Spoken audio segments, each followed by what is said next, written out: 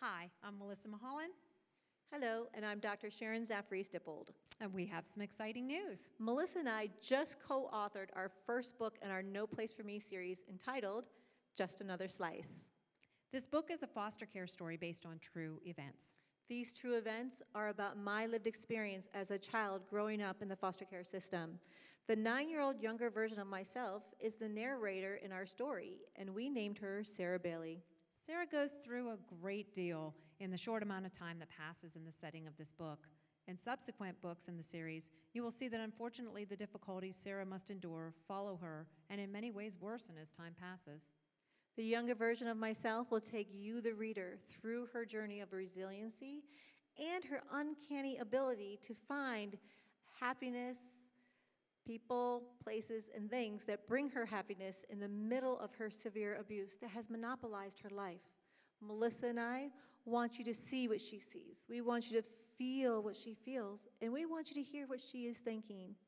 You will be scared with her, angry with her, sad with her, embarrassed with her, but I promise you, you will also definitely laugh with her. You will definitely laugh with her. As a psychologist, I work with children who experience trauma. They have a heightened sensory awareness of their smell, taste, sight, hearing, and touch. This is also true for Sarah, the younger version of me. In this book, we focus on Sarah's sense of smell, which is the reason we are reaching out for you for an endorsement. The good news is that one of the smells she associates with something wonderful, her most favorite person in the book, next to Jesus, of course, is the man who made her first 9 years bearable. That man was her foster father, or daddy, as she refers to him in the book. My foster father was a teacher, a role model, and my biggest supporter back then. His influence carried me throughout the rest of my foster care journey. He left his imprint on me of how I should be treated. And he wore Old Spice. What can I say about Old Spice? Besides the fact that I still buy it for my husband today in body wash form. At the age of 9, there was nothing better than walking into the garage and being able to smell his Old Spice over the gas and oil smells in there. Your product became a safe smell for me. It would help stop the fear and tears when Daddy would hug me. When I could smell Old Spice, I knew I was safe because I knew he was close by. And so Old Spice is mentioned specifically by name at least a dozen times in our book. Now, we know this book is going to be a huge success. We used to joke about it airing on the Lifetime movie channel, but truthfully, the story needs to be told in both written and cinematic form. It will help other foster kids learn that the foster care does not define who they are or who they will or can be.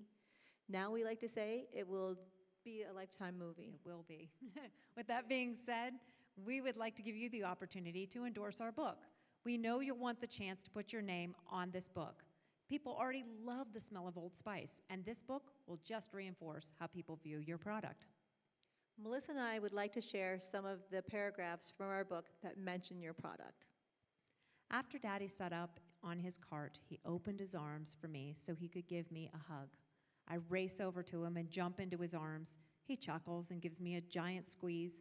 "I'm so happy to see you. Are you up to helping me with something?" he asked me. "I sure am, Daddy," I tell him as I let go of my grip around his neck. Even when he works in the garage all day, he always smells so good. I asked him what it is, and he told me about Old Spice. "It's the aftershave I use when I'm done shaving. The next time I'm in the bathroom, I'm going to look for his Old Spice. I'd rather put Old Spice on my pillow than the flour spray or Mother's powder. I might even go into the bathroom and just sniff the Old Spice when he's working in the garage and when I'm inside with Mother and my older brothers. It might make me feel better, like he's there with me." I'd also like to read another paragraph from the book that mentions your product. My mind starts to race, and I think about Curtis hurting Lucky, Mother hurting me, the kids at school and my older brothers picking on me, and then Derek and his awful staring and terrible games, and I start crying again, even harder. He lets me stand there and cry for a long time while he pats my back. Having him hug me, smelling his Old Spice, I want to tell him everything, but instead I just cry. When I stop, I hear his soft voice say, "I'm so sorry, Dolly. Please don't drag Mud into the house anymore, okay? I just nod my head up and down while I stand there hanging on to the only grown up who loves me. So you see, endorsing our book will be a win-win for us as well as for your company. We would be happy to share the entire manuscript with you prior to your commitment to endorse our book. Our book will be launched on Amazon and Barnes & Noble on April 7th, 2022. We'd be honored to have your endorsement on or before January 1st of 2022. That will give us time to get your endorsement in the book before we send it off to the publisher. We are self-publishing at this time through our business called Principles LLC. We expect a publishing company to approach us once this book is released. Thank you so much for your time and consideration of our proposal. We look forward to hearing from you and have a great day and please stay safe. Thank you.